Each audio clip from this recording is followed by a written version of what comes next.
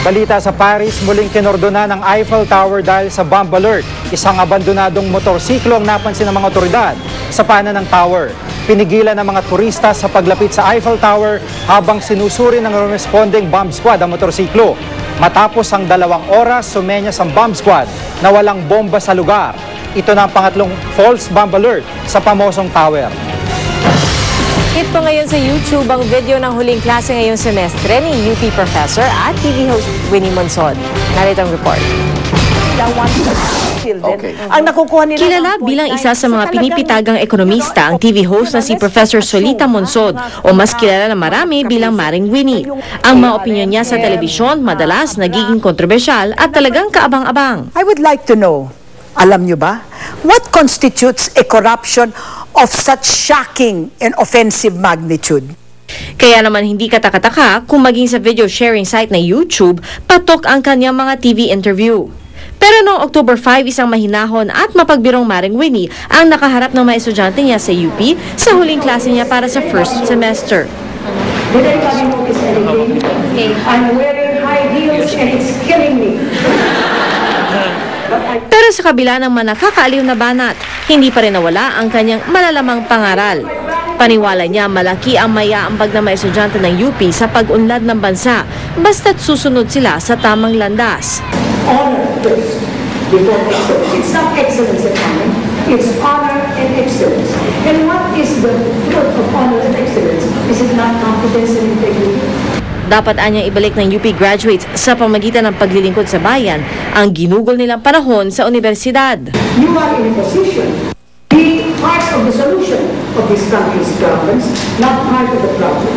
And any of you here, mga little ambitious of going abroad so that you can earn more, please disabuse yourself, because by doing that, you are essentially betraying the people in the Philippines who trusted you. At para masigurong maglilingkod sa bayan ang kanyang mga estudyante, isang malamang biro ang binitiwan niya.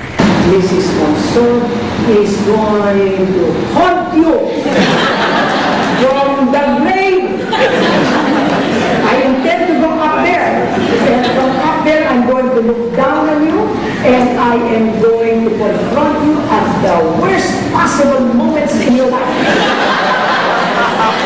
Nitong Martes lang in-upload ang video sa YouTube pero nakakuha na ito agad ng mahigit 170,000 hits. Patunay lang na ang mga pangaral ng isang Maring Winnie tumatatak sa mga Pinoy, lalo na sa kabataan.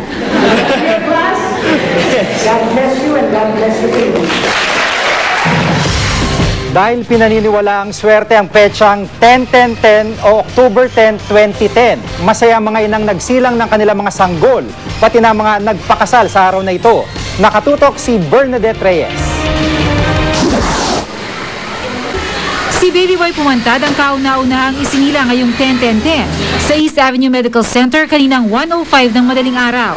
Si Baby po ay kulang nga po sa buwan at nung lumabas po siya, hirap po siyang huminga, pangit po ang kulay, hindi gaano kaaktibo po yung bata. So kailangan po namin siyang tubuhan.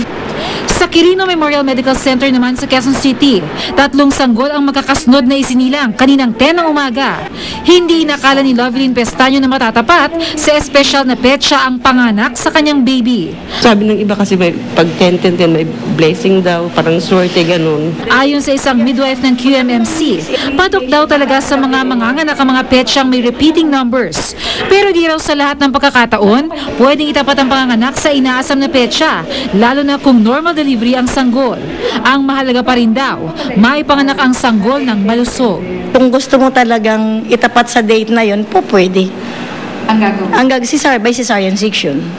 Simula kaninang hating gabi, 13 sanggol na ang ipinapanganak dito sa QMMC na tumapat sa petsyang 10-10-10. 7 nanay pang umaasang maisisilang din ang kanilang anak sa petsyang ito. Patok din ang petsyang 10-10-10 sa mga bagong kasal, tulad ni Sara at Noel Lipura. At tila may bonus dahil birthday ngayon ng bride. Sobrang hirap mag-book. Actually, yung slot na to, siya na lang natitirang slot sa umaga. So, perfect siya. Kasi ang idea namin is to get married talaga at exactly 10 a.m. Mahirap pero because of God, binigay sa amin tong date na to. Sakto. Sinamantala rin ang ilan ng kasalang bayan sa Barangay San Antonio sa Parañaque kaninang umaga.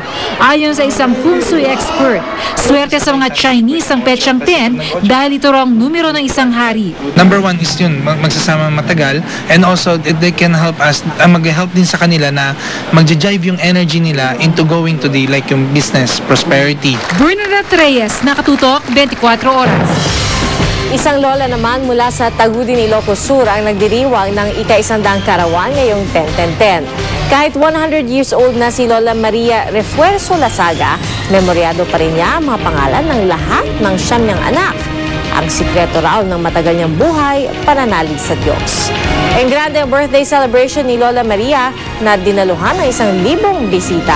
Pati nga ang idol niyang si Manny Pacquiao, may espesyal na pagbati para sa kanya. Happy birthday to Maria, Lola Maria Refuerzo. Pasalamat ako sa Panginoon na binigyan ka ng mahabang edad at sana marami pang edad birthday darating. Abangan! Huling sabak ni Jerry Peñalosa sa boxing ring, tagumpay. At fans ni Adam Lambert nagsimula ng dumating sa venue ng concert niya ngayong gabi. Tutok lang dito sa 24 Oras. Hey moms, Nutriplex with Intelli Boosters